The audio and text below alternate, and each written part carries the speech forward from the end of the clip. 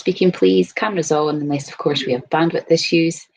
Chat for questions. The meeting is a safe space. All views are respected, and ideas will only be shared beyond the meeting with consent. And we are recording now, so I'm just going to hand over straight away to Leah Hunter and Jenny Drummond, and I'm delighted to have them leading the session this afternoon, following requests from you guys. So, welcome. Thanks, Isabel. We're delighted to be here as well. Really appreciate you coming along today, especially as I know you'll be busy sort of preparing and settling your children back into schools and nursery this week. So yeah, it's great that you can come along and join the session. I'll just start by introducing myself. I'm Leah Hunter, and I'm one of the Early Years Education Support Officer team. I'm based in Fort William in West Highland, and I've been in this role for 4 years. Previously, I've been a class teacher and a principal teacher, and I've spent much of my time before being in this role working within Inverlochy Primary in Fort William, which I really enjoyed. So Jenny, I don't know if you want to just quickly introduce yourself as well. Okay, so I am another EYSO. I'm based up in Portree. Leah and I cover the West area with another 0.4 person. So I do, at the moment, I'm doing all of Skye ASG, Portree ASG and Ploughton ASG. In my previous life, I've been here for 4 years as an EYSO, but before that, I was with Fife Council. I was a head teacher of a freestanding Fife Council nursery for 5 years, and previous before that I was a nursery teacher in a family centre and also nursery classes for about 10 years, and before that, in the long distant past, I was a class teacher for early years, so primary 1 to 3 mainly. So I'm really based in early years for all the career that I've carried out. Okay. Okey-doke. So we thought we'd begin by giving you a bit of an overview of the team roles within early years at the moment. And since the beginning of the work around the expansion, there's been quite a few new roles that have been established to sort of support the development of the infrastructure around ELC. So you might have had contact with some of the different people that we're going to talk about today, but we're going to just go through that briefly just so that we can clarify roles and remits of people. So on the slides, on the slide in front of you just now are the roles that deal with procedures in terms of early years. So the 1140 rollout, budgets, commissioning for new settings and childminders, delivering of funded and non-funded hours, staffing, and lots of other administration things as well. So I'm just going to briefly go through each one. I won't spend too long on this, but I thought it would be good to sort of just start off and share that. I'm sure you're all aware of who Annika Jansen is. She's our interim senior lead officer for ELC and primary. So she's got that overall strategic lead for the development of ELC and primary. So that's where she sort of fits into the work that we do. And she works very closely with lots of people, including Jenny and myself, but also Hayley Brown, who's the senior manager for early years. And all of this information will be in the notes and the slides as well. It'll be shared afterwards. So don't worry about writing all of this down. Hayley's really the budget holder for ELC, and she's responsible for the commissioning process for new settings, partner settings, and childminders, and also being that link with ongoing support with them too.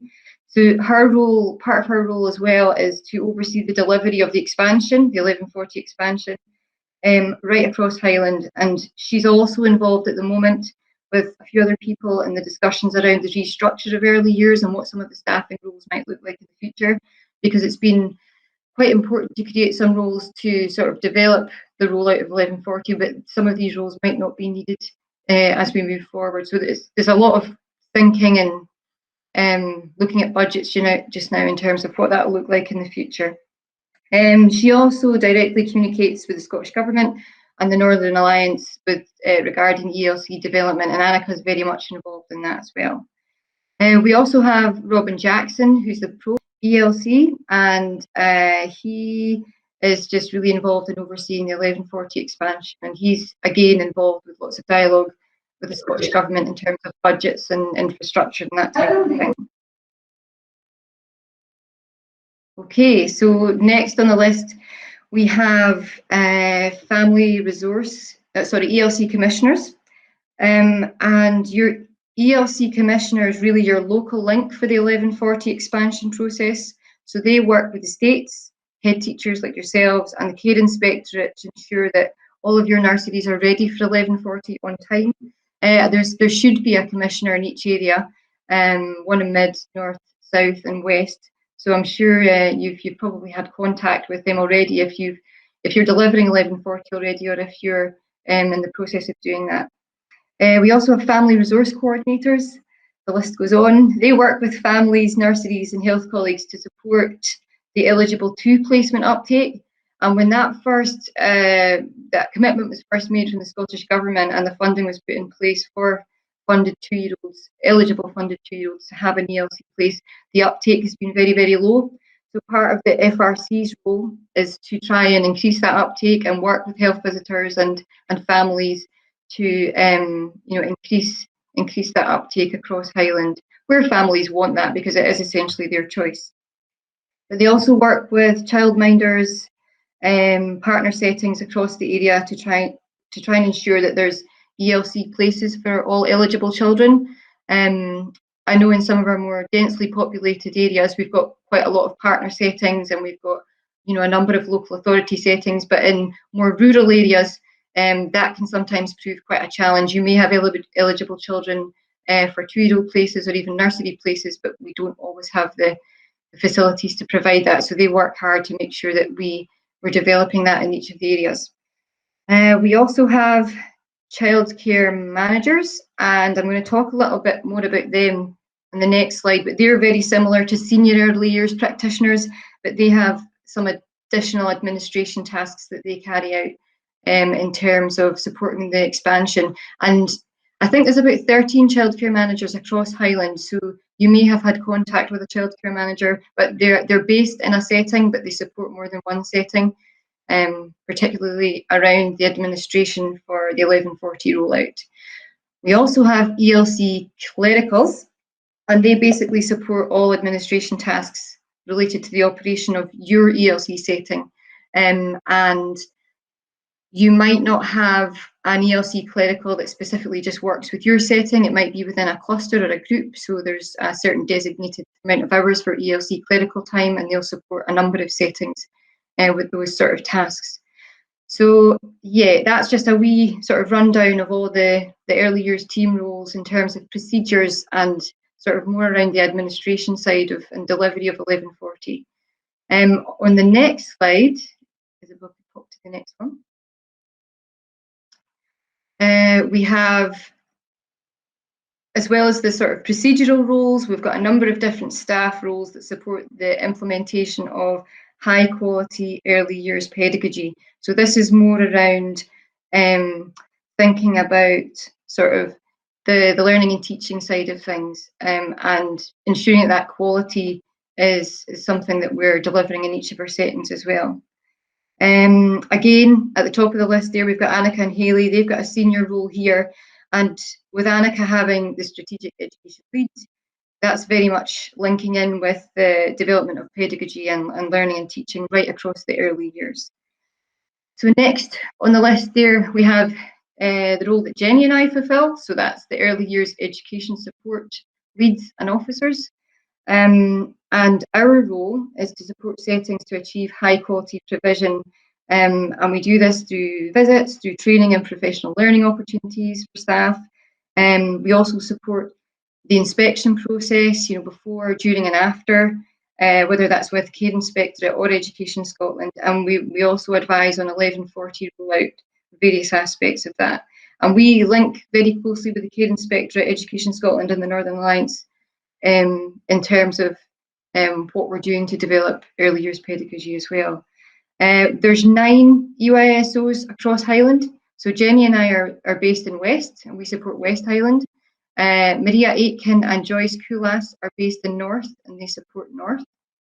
We have Ashley Bartlett and Mary Mackay in Mid, so they support the settings in Mid. And then we have 3 EYSOs in South. We have Ruth McLean, Claire Blair and Helen Moody. So they are really your your link EYSO, and that's the person that you would go to for support and advice. They're the experts really in terms of early years pedagogy. So yeah, they're the ones you turn to for advice in that kind of area. We've also got Mel. Oh, apologies. Mel's new to the team. She started this week, and she's supporting West as well. She's helping she's supporting the Gairloch and Ullapool ESGs in West, and that's 2 days per week. And Mel's covering the 2 days per week, or 1 day each, Jenny and I have, to fulfill the lead EYSO role. So yeah, can't believe I forgot about Mel. Oops. She's part of the team too, which we're really pleased about. And in terms of the lead role, Jenny and I are sharing that at the moment, and it's really used to support the excellence and equity leads, senior EYPs, childcare managers, as well as the EYSO team.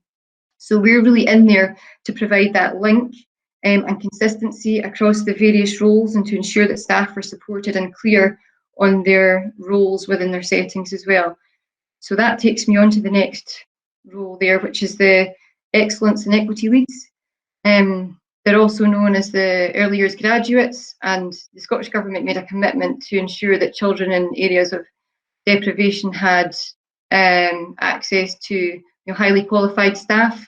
So it was 2018, I think the graduates started their work in Highland, and we have 6, and they were allocated to areas within Highland where there are more areas of deprivation. So that was all based on the SIMD data and that type of thing. So most of you probably won't have an excellence and equity lead in one of your settings, but really they're just that additional highly qualified staff member who support the practitioners in the setting to develop those high quality relationships and interactions with the children, to ensuring they're fulfilling their potential. And part of their role too is to work with the manager, the head teacher, to close the attainment gap and reduce inequality. That's part of their remit too. The senior EYPs, we have about 17 senior EYPs across Highland, and again, some of you may have a senior EYP, some of you may not. They provide a leadership role within the ELC settings, and they're supporting things like the development of family engagement, as well as mentoring and supporting staff teams within settings as well. We also have early years practitioners. So they have the key worker role to support children and families in your settings, and they very much work as part of a team responsible for all of the admin associated with the daily running of the ELC, in terms of children's profiles and planning and that type of thing.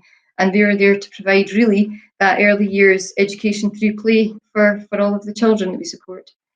We also have support workers. So support workers are essentially the same as EYPs, except they don't have a key worker role with the children. So there isn't an expectation with support workers that they would be completing paperwork or admin tasks. And this is another new role that's come out since the expansion started, because there are times in the day where EYPs need to have breaks and lunches and that type of thing, because they're working longer hours. So support worker often fills that role where they're there supporting the children, but they don't have that key worker role as an EYP would.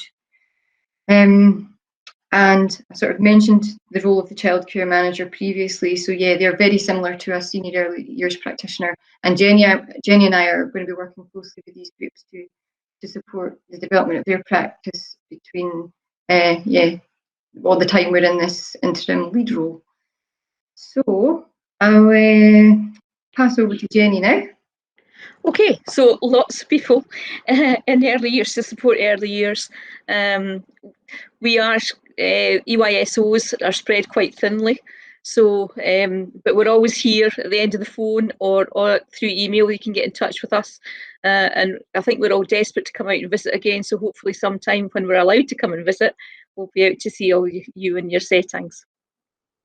Okay, so this slide just highlights the national standard that is out and is coming into place in August. The national standard is a document that was made by the Scottish Government, and it's a statutory document to support the 1140 expansion process. And really it was made to ensure, when we did expand to 1140, that the quality of ELC didn't drop. And that's why it was put in place. So there are 10 criteria in the standard which need to be covered by settings, and when Care Inspectorate or Education Scotland come out, they will be measuring you against the standard. If you fall below good consistently in any of your inspection reports, then that becomes a slight problem, and you then would require extra support either through Highland Council, or sometimes the Care Inspectorate invite you to attend different courses so you can increase your standard. If you consistently are below good, then they can actually stop the provision of the service, and that's for partner settings and Highland Council as well. We do have a bite size on the national standard, so if you want to find out more about it, if you're not familiar with it, then you can actually go to the Highland Digital Hub and find out some more information about it there. But really the standards are quite self-explanatory when you go through them, and you should be meeting them. We occasionally in Highland get some where maybe the building falls under the standard or bits and pieces, but you should be trying to make sure you get good and above. Okay, let's look at the next slide. Okay, so this is a wee bit about when you need to notify the Care Inspectorate, or if you've got special things you need to have in place yearly. I'm sure you'll all have been involved in your annual return recently. I know that I've been getting emails about duty of candour for the national for your annual return there. But if you are a new manager, if you've not heard about your annual return, then it might be because you don't have your email linked to your service with the Care Inspectorate. So that's the first thing you have to make sure that the change of manager is in place and you've contacted them to change your email address. You can get several email addresses linked to your setting, so it might be worthwhile getting yourself or somebody else in your senior management team linked to your service. So if a notification does come out, then it means that if you're off or somebody else, and somebody else can pick up that notification. So it's always quite a good idea to try and link that. The duty of candour is, oh sorry, I've missed a wee bit. If you do change the manager, if you're off long-term sick, if you're off more than 28 days, then you have to put a notification into the Care Inspectorate saying there's a change of manager in place. So it's not a long time you're off before you need to actually notify them. Annual returns are done every year for completion around about February time, but this year it's been extended. It is quite a big piece of work to start with, but as the years go on, it tends to be repopulated. The EYSOs can help with some of it with you, but we don't get access to the actual annual return, so sometimes there's questions in there that we might have an idea of, but we're not quite sure about it because we don't actually see it. But we're here to help if you do need help. Duty of candour legislation was passed in 2018, which means you need to produce a report which is published to the users, so that's your parents and everybody, and lets them know if you've had to enact a duty of candour. So if you've had a complaint or you've had a serious incident, then it would be noted. But even if you have a nil return, you should be publicising that with your parents, whether it's on your website or if it's up somewhere or paper copy. The document on the right of the slide is the notification document. There are certain criteria where you have to notify the Care Inspectorate. So if you've had a major injury resulting from an accident or incident in your setting where a child is needed to be hospitalised or receive treatment, it should be notified to them. If you've got any child protection incidents happening in your setting, again, you should be notifying the Care Inspectorate about that. If you have an outbreak of an infectious disease, now it tells you in the notification document how many children you need to have, and I think it's quite a small number. It's something like 3 or 4 that they have something, and you should be notifying them you've got an infectious outbreak. If you've had any refurbishments or any significant equipment breakdown like heating or water supply and things, you should also be notifying them. list in the document so you can get an idea of what you should be recording.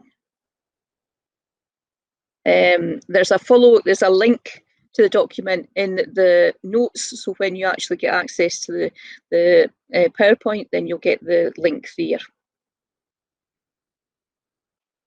Your early years officer and commissioner can advise you if you need to put any temporary variation into the Care Inspectorate. So if your maximum role is to be increased for any reason or anything changes, then they'll help you with that. Most inspections from the Care Inspectorate are unannounced, so you have to be ready any time for them walking through the door. I remember, as I've been a head teacher, saying to my person standing next to me, "Oh, I think we're safe, it's about 9:30, nobody's coming," and the Care Inspectorate walked up the door there and then, so that was quite a shock. So yes, usually it's a fine process. They're quite supportive. They do have when they do come out, when they are allowed to come back out again, then they have different ways that they're going to be inspecting. They're going to be doing an observation of children and following them round about to see the interactions going on with your staff this time as well. It has a name and I can't remember what it is, Leah, that they're calling it. Sophie. Sophie, yes. Yeah. And they'll look at your policies and bits and pieces. So if you want any advice about what you should be having up to date for the Care Inspectorate, then your EYS will be able to help you with that. So that's a wee bit about the Care Inspectorate. Next slide. Yes, I can't remember the exact name for it. It's short observational something, but we can check that out. Yeah. Okay, so yeah, self-evaluation. Well, you're all head teachers in management positions, so I'm sure you know lots and lots about self-evaluation already. But what we thought would be useful to share with you today is just a few reminders about how ELC can be included within your self-evaluation process in a meaningful way. And again, as you know, self-evaluation is an ongoing process and should be carried out throughout the year. And using HigEOLC, How Good is Our Early Learning and Childcare, as a key document to support that process is really important. I'm sure you've all got copies of HigEOLC in your settings. At the back, there's actually a page which links the quality indicators from HigEOLC to HigUse4, which is really useful. And many of them are really, really similar with only a few small changes in some of the wording. So it's quite easy to find those links between the two documents. And this might also sound like a really obvious thing to say, but when you're completing your school improvement plan or going through that process, please ensure that ELC is included within this wherever possible. Over my time in this role, I've seen some examples of plans where ELC is not mentioned at all. You know, it's like, what's that? Doesn't really, you know, it's not part of the documentation. But I've also seen very good examples where ELC is fully integrated as much as possible into the improvement planning process. So it's just thinking about that when you're putting your improvement plans together and things. So if you're developing something like emerging literacy, what do the actions look like for the staff in the nursery as well as the staff in your school, and how can you measure the impact of that and the changes that you make? And we know just now that play pedagogy, with a return to settings and children having, you know, quite an unusual experience over the last year compared to normal schooling and normal ELC, that definitely play pedagogy is very much on the agenda for development in Highland just now, to support that recovery. So that would be a particular area for improvement that lends itself very well to that early level collaboration and including both things together. And I'm sure you know this already as well, but you know, just involving children, families, staff, and other supporting professionals in the process as much as you can. And I know our children in ELC are younger, but it's you know, there are lots of simple ways we can gather their voice and include them in the process as well.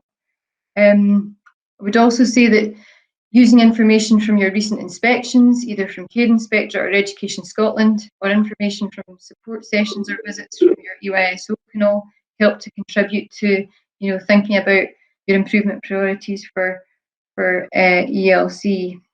And realising the ambition is a key practice document which was released last year, and I'm sure lots of you are familiar with that as well, but it's just, we've actually put a lot of bite-sized training on the Highland Digital Hub related to aspects of realising the ambition.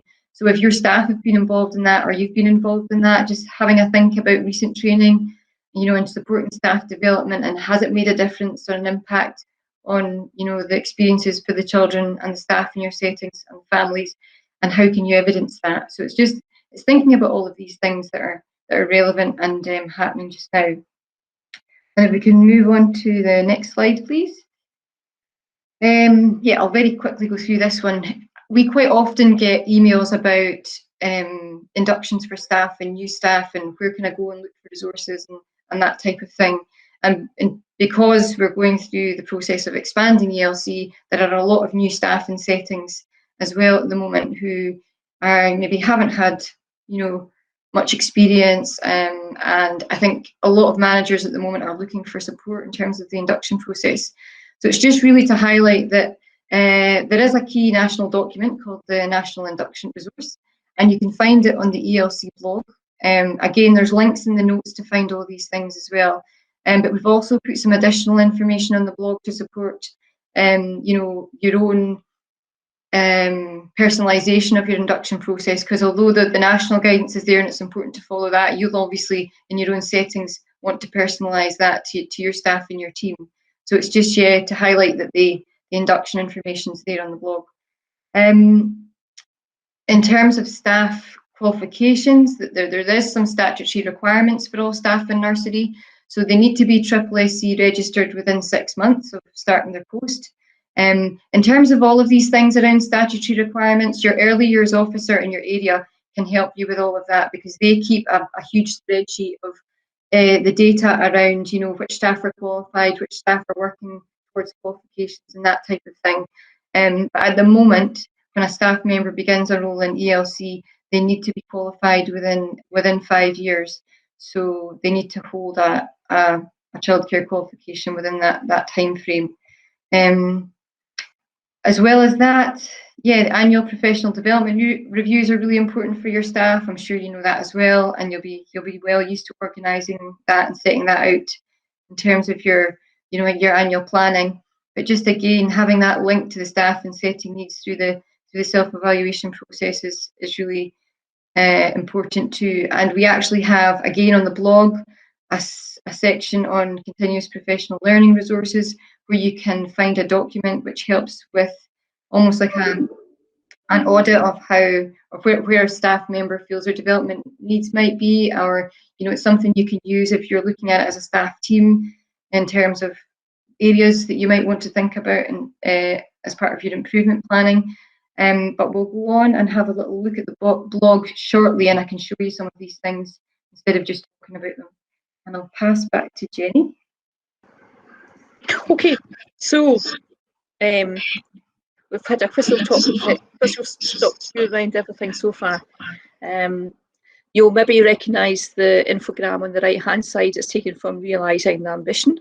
The Realise the Ambition document came out, and it's been really good for the engagement of staff and just getting the pedagogy right for early years.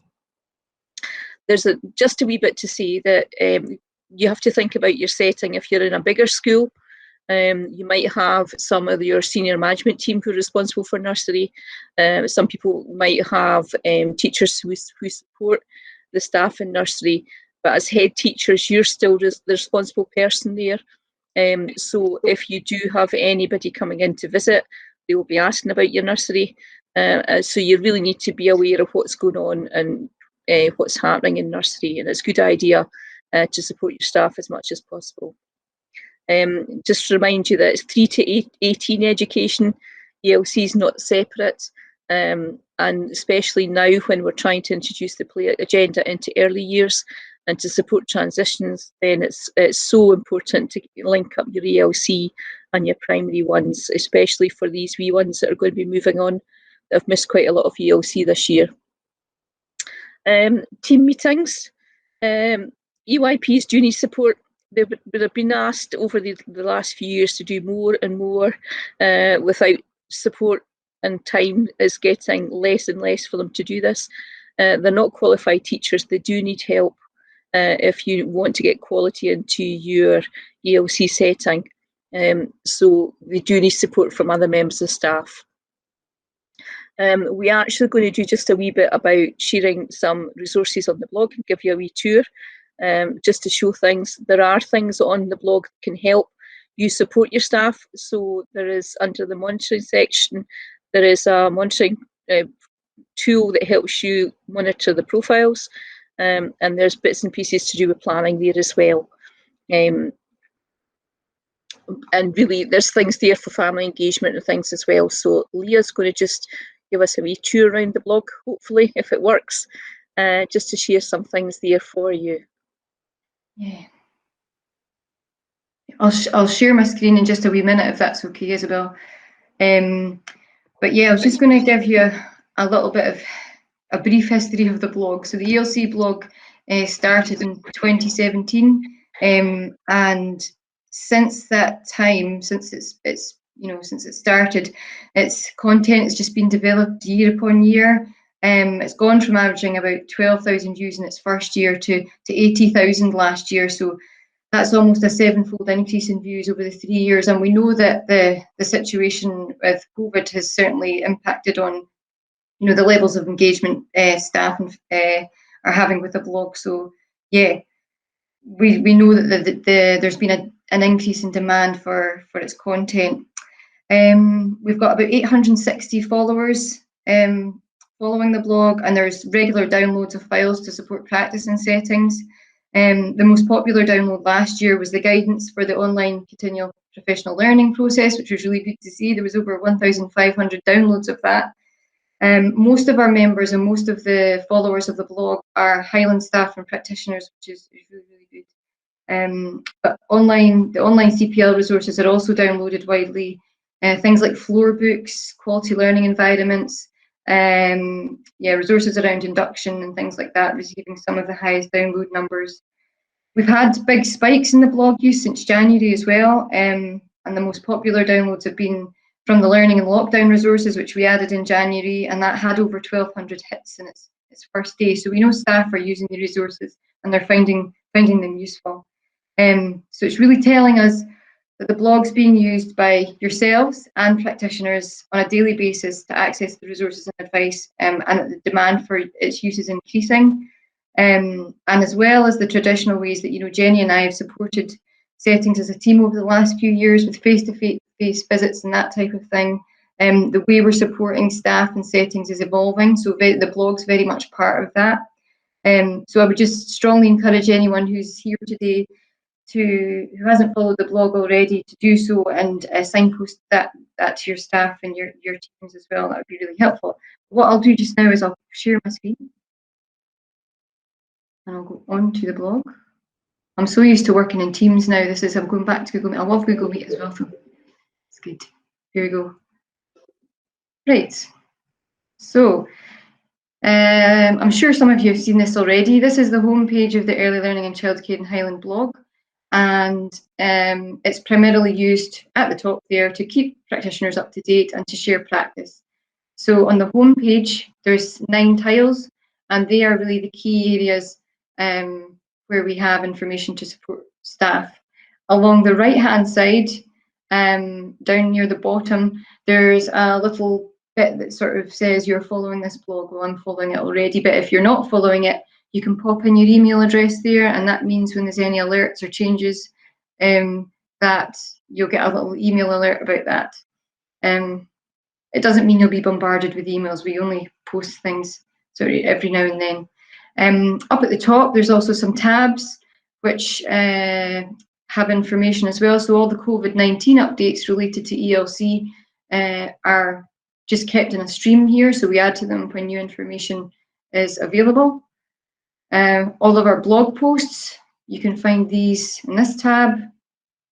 So we've had information posted today, around next week's early years training opportunities. There's newsletters, feedback tab. It's all quite self-explanatory. Some of the resources we talked about as we were sharing the slides in terms of induction, you can find in here. So there's a section on information for practitioners and managers, and there's a section for practitioners and a section for managers. So this section might be more relevant for yourselves. Within this section, you can find all the national induction resource information, as well as a Highland sort of more specified version, which is also useful. So within the staff with a management role section, if you click in here, there's a whole list of various aspects of nursery management, ELC management that you may have questions about or need advice on. But if you come to this section of the blog, generally, hopefully you can find an answer from here. And if you can't, then you can let us know. So we have information around the national standard, operational aspects, just a whole host of different areas there. I'll go back to the home page.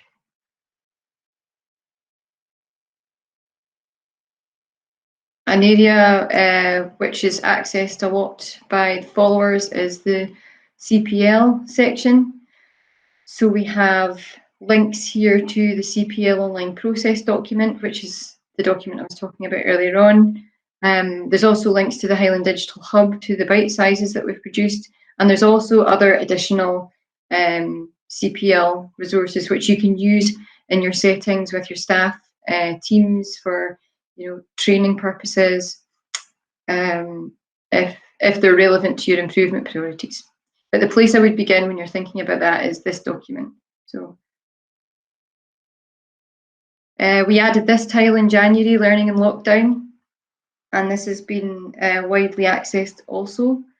So we have different sort of areas which contain resources to support staff with how they're supporting families, children and families at home. So we've been gradually adding to this and developing this over the last few weeks.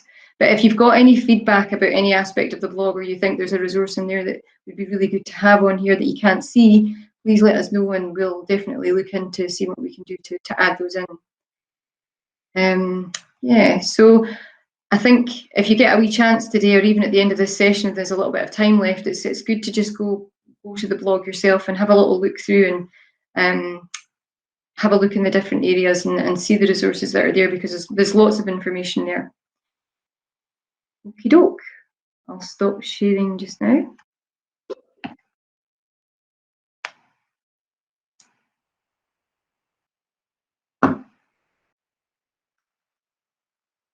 Okay.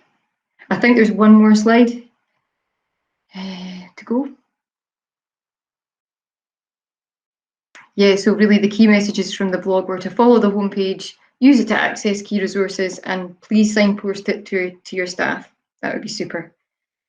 And our last slide is just a little sort of selection of places where you can find further information and resources. I actually updated this on the Google Drive after you'd downloaded it, I think, Isabel, so I've put the hyperlinks in for all of these.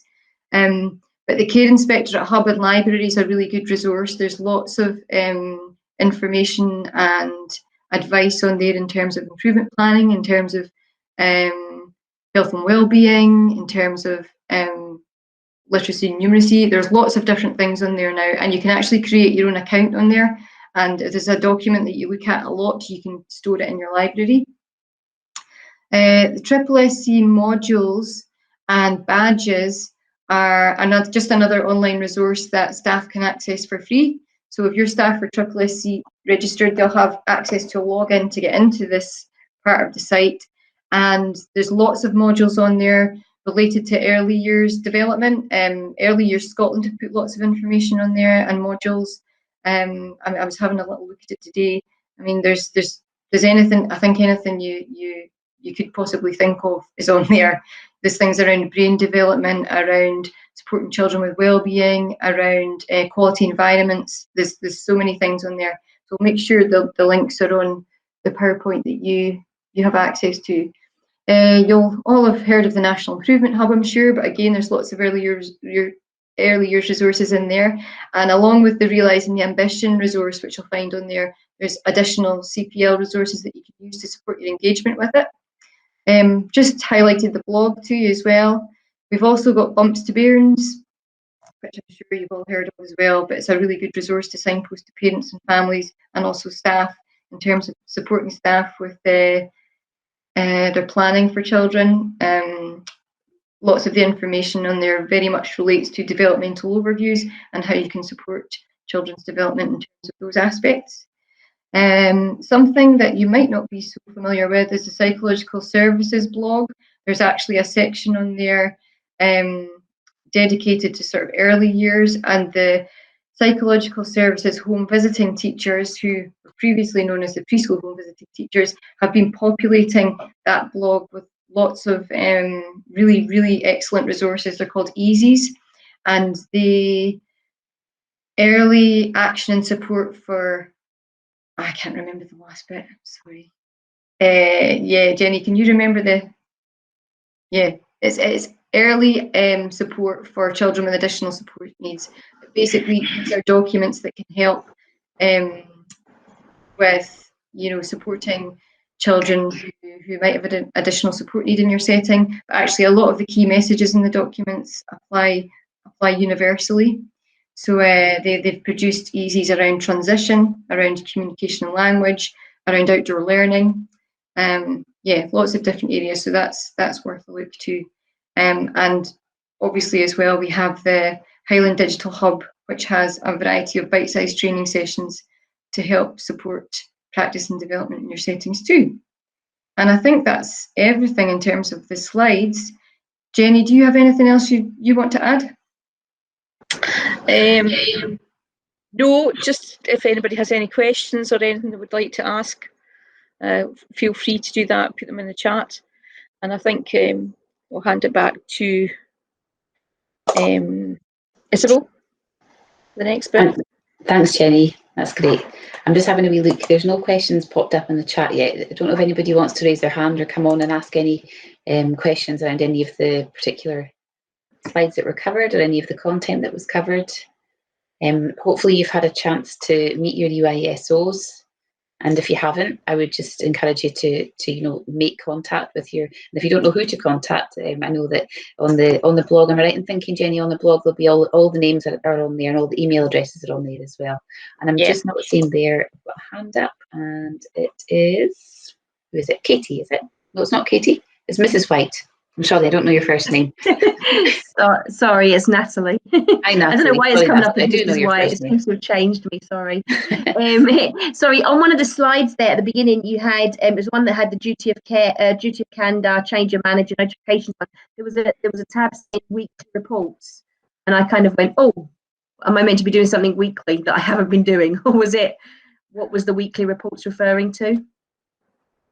There is a weekly report you send back to the care inspector about staffing and things. About staffing, it's just the staffing one. It wasn't something else I was meant to be doing. No.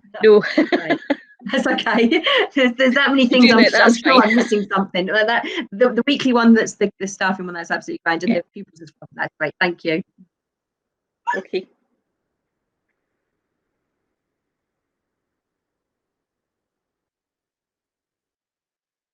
Helpful, I wasn't on mute. Hopefully everybody's managing to get into the Care Inspectorate portal okay. And again, I would say if you haven't got your kind of unique username, your point of contact for that would be, am I right in thinking it would be the Care Inspectorate directly, just to lift the phone and make contact with them. And they'll get your password and things like that reset so you can access the e-forms. Again, it's a difficult, I find it quite a difficult system to navigate first time I went into it, so it's just about spending time, and I think that's a really good tip about having 2 email addresses on there in case you're off, and actually just in case you forget, because even although we get emails, we easily forget about them, so having that kind of backup, if there's another member of staff you can get on that. I think you can actually get up to 6, but okay, I know good. when previously when the head teacher, we had the general inquiries email, because I was different councils, so I don't know how it works so much up here linked to it, so at least somebody could get it. But yeah, it's a good idea to get a couple of people at least, so if someone does move on or is ill, you can still have access to the account, because it's been quite difficult for some time when there's a change of staff and they're not getting notifications. Yeah. And in terms of the new process, I know obviously just now Care Inspectorate are not getting into settings, but will there be sessions, guidance sessions around the new kind of model for them, or will it just be kind of read up, keep up to date with the updates as they come out? Yeah, I'm not sure if what's going to happen. I know before lockdown happened, they were talking about the new model when they're coming out, and it looked like it was going to be imminent. They were going to be doing it, but I'm not 100% sure whether they're going to be doing anything before they do come out. It's all up in the air just now. We don't know when they're going to be able to come out in the normal process. I know they will come out if there is an emergency. If something has happened, they will come out. But generally, they're just doing a phone call connection just now. Is that right, Leah? Yeah, I know of 1 or 2 settings who have had inspections, unannounced inspections, in the last it was just before the Christmas period. Yeah, but I think from what I understand is that they will be focusing on settings that need a bit more help. Mm-hmm. So if your grades were below 4 before the lockdown, you may be a focus for them. So if they weren't, then, but you never know. Okay. Any further questions at all for Leah or for Jenny just now? I know you were finishing a little bit earlier than normal today, and I would just encourage folk maybe to spend some time having a look at the blog, and if you're not following the blog, just to make sure that you get yourself subscribed to follow the blog. A couple of different things just to highlight to you then. Firstly, there'll be a drop-in, there'll be kind of a coffee and chat drop-in on the 4th of March.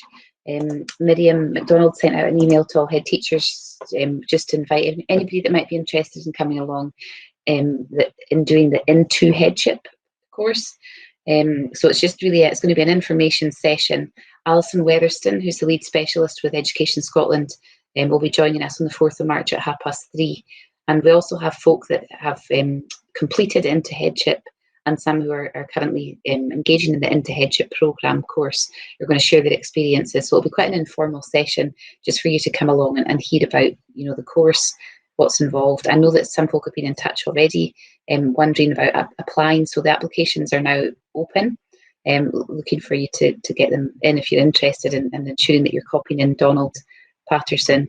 The benefits of the Into Headship course, so candidates will develop and deepen the ability to critically reflect and inquire to enhance their strategic leadership practice, developing their leadership and management skills and practice as specified by the National Standard for Headship in Scotland, building and applying a sound knowledge and understanding of strategic leadership and management practice and theory in the context of the role of head teacher, and finally to design and initiate a strategic change initiative which will strengthen the school's capacity for improvement.